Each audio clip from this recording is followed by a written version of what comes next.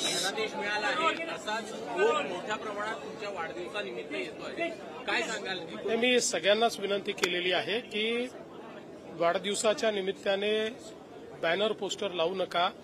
त्या ठिकाणी आपण मला मुख्यमंत्री सहायता निधीमध्ये त्याच्याऐवजी ते पैसे द्या. याचं कारण आपल्याला माहिती आहे की मुख्यमंत्री सहायता निधीतनं गरीब आणि गरजू लोकांना आणि विशेषतः उपचाराकरता आपण मदत करतो आणि म्हणून ते आव्हान केलं आणि मला आनंद आहे की खूप मोठ्या प्रमाणात लोक तसं करतायत.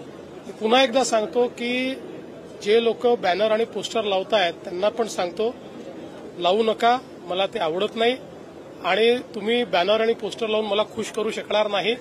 तुम्ही मला मुख्यमंत्री सहायता निधीमध्ये जर निधी दिला तर मला त्याचा जास्त आनंद होईल. तर उद्या काही विशेष प्लॅन तुमचा आहे असं कळतं आहे, गडचिरोलीला जाणार आहात? एकूणच माझा निश्चितपणे माझा त्या संदर्भात जायचा माझा विचार आहे आणि शेवटी काय की वाढदिवस हा कुठल्याही दुसऱ्या दिवसासारखा असतो, तो काही वेगळा थोडी असतो. आज मुंबई उच्च न्यायालयाने एक महत्वाचा निर्णय दिला आहे. बॉम्बस्फोट प्रकरणातील जे आरोपी आहेत त्यांना निर्दोष सोडलं आहे. निर्दोष सोडण्याची ऑर्डर जी आहे ती कोर्टाने दिली आहे. आपल्या सगळ्यांकरताच हा निर्णय अतिशय शॉकिंग अशा प्रकारचा निर्णय आहे. याचं कारण की खालच्या कोर्टाने त्या संदर्भात निर्णय दिला होता आणि 2006 साली हा बॉम्बस्फोट झाल्यानंतर त्यावेळेस एटीएसने आरोपी पकडले होते, पुरावे जमा केले होते, ते पुरावे कोर्टासमोर सादर केले होते. त्यामुळे अशा प्रकारचा निर्णय येणं हे निश्चितच धक्कादायक आहे.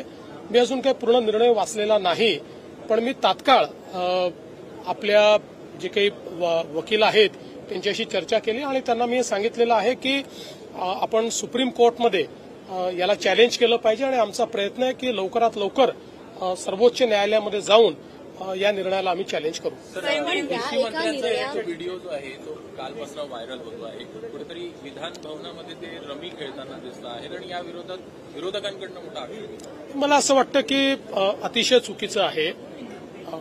अशा प्रकारे विधान भवनामध्ये ज्यावेळेस चर्चा चालते त्यावेळेस आपलं कामकाज नसलं तरीही आपण त्या ठिकाणी सिरियसली बसणं गरजेचं आहे.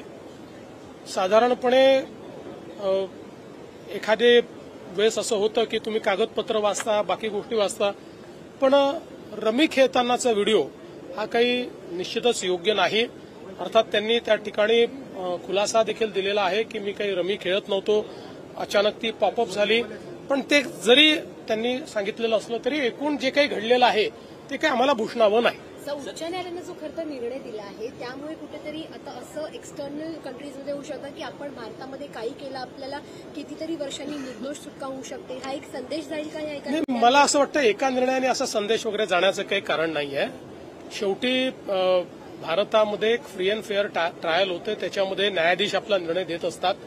आता आपण उलटा विचार केला तर अनेक मोठ्या लोकांना, मोठ्या म्हणजे ते मोठे नाही आहेत, नालायक आहेत, पण अशा नालायक लोकांना मोठं त्या ठिकाणी आतंकवादी घटना ज्या लोकांनी केल्या त्यांना फाशीची शिक्षा देखील आपल्या न्यायालयाने दिलेली आहे. त्यामुळे असं काही समजायचं कारण नाहीये.